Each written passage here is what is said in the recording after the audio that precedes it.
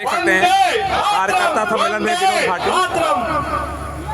आज अभी आपने एक हमारे लाइव देखा कि हजारों लोग यहाँ मौजूद हैं और अब देखिए क्या बोल रहे केवल हैं। 10 से 12 घंटे पहले एक प्रोग्राम फिक्स किया गया रात को 8 बजे और सुबह सबको फोन किए गए कि एक कार्यकर्ता सम्मेलन हम करने जा रहे हैं। आपने अपने बच्चे के छोटे से बुलावे पर हर गांव से सरदारी आई।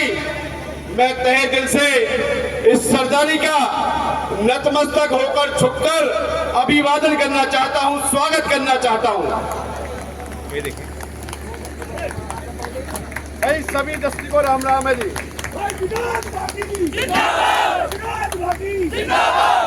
देख सकते हैं क्योंकि बहुत कम समय में लोग पहुंचे थे। बात करें आज के इस समाज की, बेटला क्षेत्र के 104 गांवों में से हर गांव से आई हुई सरदारी की ये सबूत है हमारे इलाके की ताकत का। ये परचम है पूरी फरीदाबाद लोकसभा में बेटला की ताकत को दिखाने का, भारतीय जनता पार्टी के जनसंघ को दिखाने का। ये इतना बड़ा कार्यक्रम ये मैसेज देगा पूरी लोकसभा में कि पिछले का हर गांव का नौजवान, पिछले गांव की हर सरदारी एक मत है, एकजुट है।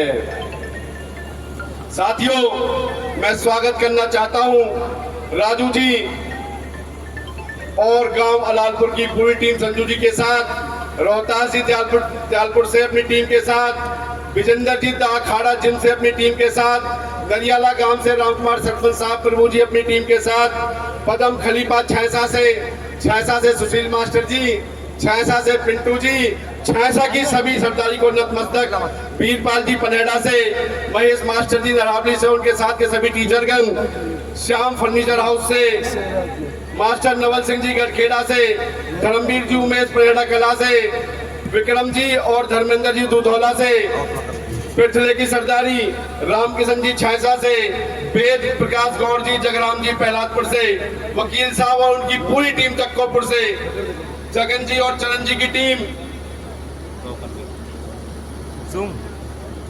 राजू जी पहलादपुर से, राजू रंजन सरपंच साहब, हमारे विनोद फौजी जी, बहुत काबिल टीम सरपंच साहब की शाजापुर गांव से, गजन जी मिर्जापुर से उनकी टीम, मुजेडी से टीम, नवादा की पूरी सरदारी पूरी कमेटी आई हुई है, सभी को नतमस्तक, छैसा की पूरी सरदारी, सहराला से नरेश जी, सूरज जी फिरोजपुर से पार्षद साहब की पूरी टीम, रोहतास भाटी जी छैसा से, कार्तिक शर्मा जी हमारे युवा मंडल के अध्यक्ष हैं, उनका स्वागत, इंद्रजीत जी असावटी से उनकी पूरी टीम, श्याम जी और किशन जी हमारे बहुत बड़े उद्योगपति हैं, उनकी टीम है, रोहतास जी अच्छे उद्योगपति हैं, उनकी टीम है, देवेंद्र जी पलवल से हैं, देवेंद्र जवा से और जवा के हमारे पहलवान जी, दवा की ढेर सारी सरदारी, हीरापुर से हमारे लाला मास्टर जी, हमारे राहुल जी, हीरापुर की समस्त सरदारी, हमारे एससी समाज के प्रधान, जाटव समाज के प्रधान, 104 गांवों के प्रधान, ऐसी शख्सियत हमारे रघुवीर प्रधान जी, हमारे राजवीर जी,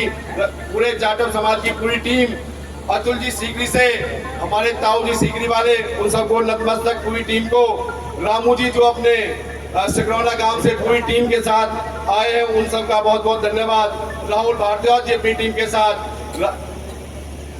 सभी का नाम लेते लेते बहुत समय लग जाएगा। लगभग 104 गांवों की टीम, पूरी सरदारी जो अपना आशीर्वाद देने के लिए यहाँ आई, सबको दिल की गहराइयों से धन्यवाद करता हूँ, नतमस्तक करता हूँ, नमन करता हूँ। अपने पिताजी नवल भाटी, बड़े भाई राम सिंह जी, मुकेश जी, मेरी माता जी, मेरी ताई जी, उनकी तरफ से जो इस कार्यक्रम में आए हैं, आप सभी को धन्यवाद करते हैं, स्वागत करते हैं। साथियों, एक सामान्य घर में जन्मा एक बच्चा आपके सामने खड़ा है, जिसने अपने बुजुर्गों के लालन पालन ने जो गुण दिए, उन गुणों को लेकर आपके सामने आने का प्रयास कर रहा है। मैं अच्छा खा कमा रहा था, अपना व्यापार कर रहा था, रोजी रोटी कमा रहा था, सक्षम था, शिक्षित हूं, पढ़ा लिखा हूं, लेकिन जब मैं इलाके में गया, सरपंच बना, सरपंच यूनियन का प्रधान बना, करीबन 64 गांव थे हमारी सरपंच यूनियन के अंदर, हर गांव के सरपंच से मेरा संबंध था, सबसे मैंने पता किया क्या क्या गांव में समस्या है। धीरे धीरे रूटीन में चलती रही, 5 से 6 साल रूटीन में रहा, तो मुझे लगा कि समाज को आगे बढ़ने की जरूरत है। मैंने जैसे ही प्रयास शुरू किया कि भाई एक राजनीति एक ऐसा माध्यम है जो हमारे नौजवान का विकास कर सकता है, हमारे इलाके का विकास कर सकता है, तो मेरा राजनीति को चुनने का मन किया। जब मैंने किसी काम को करने से पहले अध्ययन किया जाता है, और मैंने अध्ययन किया तो मेरी समझ में आया कि पृथला की जनता तो भोली भाली जनता है, जिसे लोगों ने लूटा है। साथियों, पूरब में रहे विधायकों ने, मैं किसी का नाम नहीं लेना चाहूंगा, साथियों, पार्टियों से जीत कर आगे बोल गए हम भाजपा समर्थित हैं। भाजपा से विकास तो कराएंगे, लेकिन मलाई खाएंगे, पब्लिक के काम नहीं करेंगे, पब्लिक को दुखी जरूर करेंगे। साथियों, फिर विधायक बनते हैं, पहले वाले ने तो रोज दर बदलता रहा, आज इस पार्टी में तो कल उस पार्टी में, परसों तीसरी पार्टी में, और साथियों पलक झपकते ही मलाई खाने के लिए फिर से चौथी पार्टी में। इस तरीके से समाज को लगातार बेचते रहे, क्योंकि वोट की राजनीति करनी थी, विकास की राजनीति नहीं करनी थी। साथियों, जिस पार्टी से जीत कर आए, जिन लोगों को इमोशनल लुभावना वायदा दिया, क्या उन लोगों के बीच में गए? प्रधान जी आप बताओ, क्या बीच में गए? दुख सुख में गए क्या? इस पृथले की जनता को वोट के लिए इस्तेमाल किया गया। उसके बाद मौजूदा विधायक जी आए, साथियों, रोकर पीटकर इमोशनल होकर पूरी जनता को बहकाने का और लूटने का काम किया। 5 साल में हमारा पृथला जो निखरता हुआ उभरता पृथला था, उसको पट्टे खाते लगा दिया। रोडों के गड्ढे देख लो, टूटी हुई चौपालें देख लो, ओवरफ्लो होते हुए चोर देख लो, किसी ने काम नहीं कराया। जैसे एक दादा को अपने पोते का टीस होता है ना, ये बेटा नौकरी क्यों नहीं लगा, वो टीस मैंने समझा, पिछले का दर्द मैंने समझा, और मैं निकल गया अपनी राजनीतिक लड़ाई लड़ने के लिए कि मेरे पिछले का भला कैसे होगा। साथियों, मेरी समझ में सरपंची के बाद मैंने बीजेपी समर्थित था। बीजेपी पार्टी मेरी समझ में आई कि एक ऐसी पार्टी जो गरीब का कल्याण करने के लिए समर्पित है, आम आदमी की समस्या का समाधान करने के लिए समर्पित है। चाहे फ्री में राशन देने की बात करें, घरों पर छत देने की बात करें, आयुष्मान कार्ड स्वास्थ्य की बात करें, हर मामले में बीजेपी पार्टी सक्षम थी, देश को आगे बढ़ाने में सक्षम थी। पहले बात करते हैं पिछले के, बात करें नारी सशक्तिकरण की, खुले में शौच से मुक्ति दिलाना, इलेक्शन में उसका पक्का करना, उसका स्थान। बात करें अपनी ड्रोन दीदी की, बात करें लखपति दीदी की, ऐसी योजनाएं बीजेपी पार्टी की लगातार चलती रही, मैं लगातार उनका अनुसरण करता रहा। साथियों, बात करें आगे चल के अपने नौजवान के रोजगार की, हमारे इन विधायकों ने पिछले के नौजवान के लिए रोजगार के लिए क्या किया? इतने नौजवान भरपूर मात्रा में बैठे हैं, क्या साथियों कोई बता सकता है?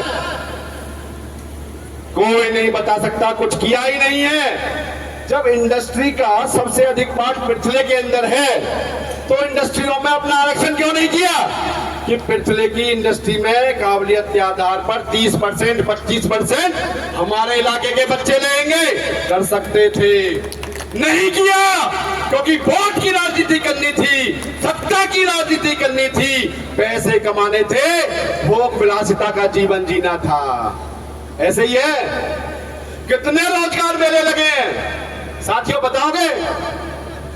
व्यापारियों से, इंडस्ट्री वालों से जेब भरने का मन तो किया, वरना उनको धमका कर ये नहीं कहा रोजगार मेले लगाओ, सिस्टम से लगाओ, नहीं किए गए। आप सभी को मेरी बातें कंटेंट से तथ्यपूर्ण बातें हैं जो सुनते आए हो, आज भी सुननी पड़ेंगी। साथियों, भारतीय जनता पार्टी एक ऐसी पार्टी जिसका मैंने दामन चुना है। भारतीय जनता पार्टी वर्ल्ड की सबसे बड़ी पार्टी, जिसने भारत को नंबर 1 बनाने का सपना देख रखा है हमारे मोदी जी ने। साथियों, सुरक्षा के मामले में तीसरे नंबर की फौज बन चुकी है, जीडीपी के माध्यम में 5वें नंबर की सरकार बन चुकी है। हर देश भारत को विश्व गुरु के रूप में देखना चाहता है। ऐसी ताकत बनाने वाले मोदी की पार्टी में हूं, मुझे इसका बहुत बड़ा घमंड है। साथियों, बात करें हमारे मुख्यमंत्री की, खट्टर साहब ने पहले विकास कराए और अब नायब सिंह सैनी जी ने उसमें 4 चांद लगाने का काम किया। जैसे विनोद भाटी एक नौजवान विचार, नौजवान सोच है, क्योंकि मुझे पता है मेरा नौजवान मेरे साथ खड़ा है। उसी तरीके से एक नौजवान सोच नायब सैनी के आने से पूरा नक्शा बदल चुका है। बात करें 33 करोड़ का कर्जा एक कलम से माफ करने का, एक कलम से उड़ा दिया। इतने तीव्र निर्णय लेने वाला पहला मुख्यमंत्री। बात करें हरियाणा को पहला राज्य बनाने वाला, एमएसपी पर सभी फसलों को खरीदने वाला राज्य बनाया। ऐसा जन हितैषी, किसान हितैषी ऐसा मुख्यमंत्री हमारा आया। मैं अपने आप को बड़ा सौभाग्यशाली समझता हूं कि भारतीय जनता पार्टी का अंग हूं। जब मैंने अपनी यात्रा शुरू की, साथियों गर्मी ज्यादा है, समय लग सकता है, लेकिन मैं अपने शब्द कहना चाहूंगा। इतना बड़ा मेला, आप लोग इतनी अधिक मात्रा में इतने कम समय में आए हो तो सुनना तो पड़ेगा। बात करें हमारे कृष्णपाल जी की, उनका आशीर्वाद हमेशा रहा। जब 86 का नेशनल टूर्नामेंट था कबड्डी का, या हमारे जालपुर का इंटरनेशनल टूर्नामेंट था।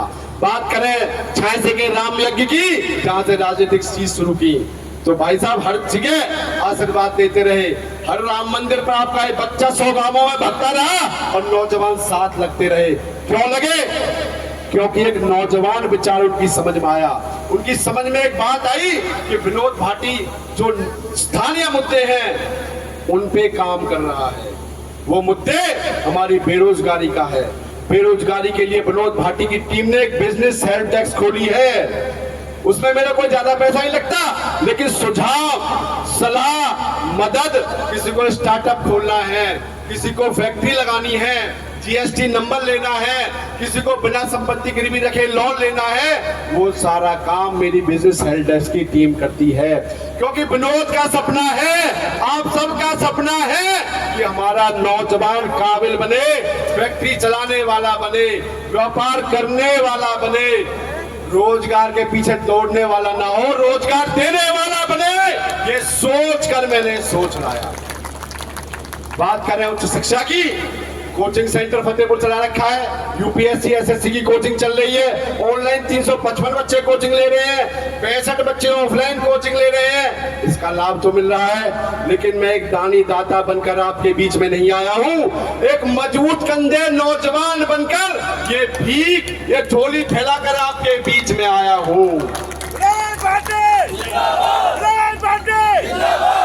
विनोद भाटी का सिर्फ एक सपना है कि पिछला क्षेत्र के 100 गांवों में से हर गांव से इंजीनियर बने तो अगले गांव से डॉक्टर भी बने, हर गांव से व्यापारी बने तो इंस्पेक्टर भी बने, तहसीलदार भी बने, बड़ी बड़ी नौकरियों पर जाए, फैक्ट्रियों के मालिक बने, वकील बने। और साथियों, मैं तो ये कहता हूं, सब नेता कहते हैं भाई नौजवान तो विकास की धुरी है, नौजवान तो आगे देश को लेके जाएगा, नौजवान तो ऐसे करेगा। वो ये नहीं कहते कि नौजवान राजनीति में भी आएगा। एक नौजवान के अंदर ताकत है कि वो पूरे क्षेत्र का नक्शा बदल सकता है। वो ताकत मेरे सामने बैठी है। साथियों, इस ताकत की बदौलत मैंने तिरंगा यात्रा, नौजवान जागरूकता पद यात्रा निकाली, जिसमें हम 100 के 100 गांवों में भ्रमण किया। करीबन 70-75 गांवों में गए थे। पैदल पैदल गर्मी में, तेज गर्मी में भगते रहे, लेकिन नौजवानों के कदम डगमगाए नहीं, न रुके न थके, क्योंकि एक नौजवान विचार था, एक सोच थी। पिछला को खाने वाला विचार नहीं था, पिछला को बढ़ाने वाला विचार था। अब आप सभी को बुलाया गया किस लिए? कि साथियों, चुनाव का बिगुल बज चुका है, धर्म युद्ध का शंखनाद शुरू हो चुका है। मैं अपने बुजुर्गों, अपने नौजवान साथियों के बिना ना तो कोई निर्णय ले सकता हूं, क्योंकि अब तक भी टीम विनोद की बदौलत ही मैं आगे बढ़ रहा हूं। आप सभी के सुझाव हमेशा काम आते रहे। आप सभी ने अभी अपने अपने विचार दिए, अपने अपने मत दिए। तो साथियों, क्या आप सब मुझे एक बात बताओ, क्या इलेक्शन लड़ने को तैयार हो? भारतीय जनता पार्टी से अपना हक मांगने को तैयार हो? अरे नौजवानों, ये तो बताओ कि एक नौजवान को भारतीय जनता पार्टी का टिकट मिलना चाहिए, नहीं मिलना चाहिए? आवाज नहीं आई। साथियों, हम तो भारतीय जनता पार्टी के सेवक हैं, माननीय कृष्णपाल के सेवक हैं। 3 योजनाओं से पिछले में कमल का फूल नहीं खिला है। हमें जरूरत है अपने इलाके के चहुमुखी विकास की, तो उसके लिए कमल तो खिलाना पड़ेगा। मैं ये चाहता हूं आप अपने बच्चे को आशीर्वाद दो जो एक सॉफ्टवेयर बेस्ड राजनीति करे, सिस्टम से एजुकेटेड तरीके से राजनीति करे, आपके इलाके का विकास करे, भारतीय जनता पार्टी का झंडा लेकर सबसे आगे चले। आप टिकट दिलवा के लाओ, जीत भी आप ही दिलवाओगे, ऐसा मैं आश्वासन मानता हूं। मैं आपको बताना चाहता हूं, मेरे भाई एक भगत सिंह जी हैं, दरावली से भगत सिंह भाटी, जरा एक बार सामने आएंगे। भगत सिंह जी अभी मिले थे। भगत सिंह जी आपके सामने आ रहे हैं। खाटू श्याम मंदिर में 15 अगस्त वाले दिन उन्होंने अपने जूतों का, चप्पलों का त्याग कर दिया है। सिर्फ एक नौजवान सोच के लिए नंगे पैर चलने को तैयार है, अंगारों पर चलने को तैयार है। बोलो भारत माता की, भारत माता की। देखें, मैं हजारों बार नतमस्तक करता हूं सुशील जी को, जिन्होंने अपने केस पकड़ कर कसम खाई। मैं ऋणी रहूंगा ताउमर, मैं और मेरा खानदान कृतज्ञ रहेगा ऐसे शख्सों के लिए जो मेरे लिए इतना संघर्ष कर रहे हैं। चंडीगढ़ दिल्ली में बैठे लोगों को पता है कि पिछले में क्या चल रहा है। एक 10 महीने पहले खड़ा हुआ नौजवान आज पार्टी ने उसके कार्य देखकर, नौजवानों का सरदारी का साथ देखकर टॉप 3 में ला चुके हैं। साथियों, जो ये समर्थन चल रहा है, जो आप लोगों का प्यार चल रहा है, जो हमारी सिस्टम की टेक्नोलॉजी बेस हम काम करने जा रहे हैं, उसके बारे में अवगत करना चाहता हूं आपको। साथियों, आज एक टेक्नोलॉजी का जमाना है। हमारा एक सॉफ्टवेयर तैयार हो रहा है। उस सॉफ्टवेयर में जो मेरी टीम गांव-गांव जाकर डाटा ले रही है, तो डाटा ले रहे हैं ना, आप बताओगे? हर गांव से डाटा जा रहा है ना, समस्याओं का ब्राउज़र जा रहा है, डाटा आ रहा है उसका, क्या क्या गांव की समस्या है सारी मेरे पास नोटेड है। कहीं लाइट की समस्या है, कहीं पानी की समस्या है, तो एक सॉफ्टवेयर पे काम होगा, हमें सफलता मिलती है, विधानसभा पहुंचने का मौका मिलता है। तो साथियों, समस्याओं को सॉफ्टवेयर कंप्यूटर द्वारा ऑनलाइन सॉल्व किया जाएगा। एक पूरी टीम होगी जो गांव में, घर में आके समस्या का समाधान करेगी। आपको चंडीगढ़ के लिए बहकाने बहाने लगाने नहीं पड़ेंगे। जैसे सुशील जी ने बताया कि काम के लिए गया तो साहब चंडीगढ़ है, साहब तो काम से गए हैं। आपके काम के लिए अधिकारी को, टीम को और खुद नेता को गांव में आना पड़ेगा, आपके काम करने पड़ेंगे। इस तरीके से काम किया जाएगा। साथियों, विकास एक निरंतर प्रक्रिया है। विकास के लिए आपको डे बाय डे काम करने पड़ेगा, डेली काम करना पड़ेगा। इतना बड़ा सिस्टम, पंचायती राज है, एसडीओ है, एक्शन है, बीडीपीओ है, डीडीपीओ है, सीपी है, डीएसपी है, एसपी है, इंस्पेक्टर है, इस तरीके से सिस्टम काम करता है। लेकिन जब आप 3 साल तो सो रहे हो चंडीगढ़ में, शाम को 4 बजे के बाद आप बिजी हो जाते हो, तो काम कहां जाओगे? मैं आपको वादा करता हूं, विनोद भाटी 24 घंटे में से 18 घंटे तो विनोद भाटी काम करेगा और 24 में 24 घंटे उसकी टीम काम करेगी।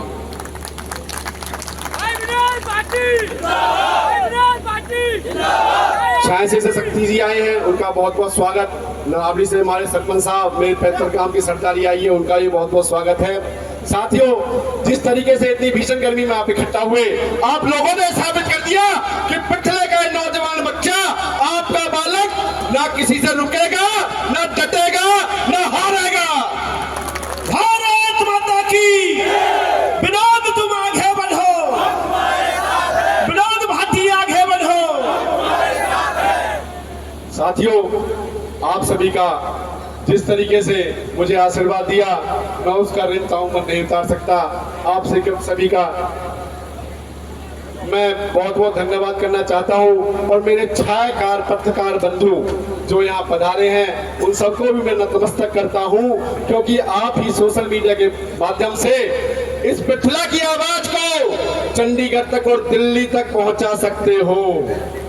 तो साथियों, पिछले की आवाज पहुंचाओगे, बहुत बहुत धन्यवाद आपका। सभी सरकारी का पुनः बहुत बहुत धन्यवाद। अब मेरे एक साथी हरीश जी बहुत नौजवान है, वकील साहब है, थोड़ा लेट आए, उनका वक्तव्य बहुत बहुत धन्यवाद। आदरणीय विनोद भाटी जी ने अपना वक्तव्य रखा, एक बार जोरदार तालियों से आमंत्रित करें।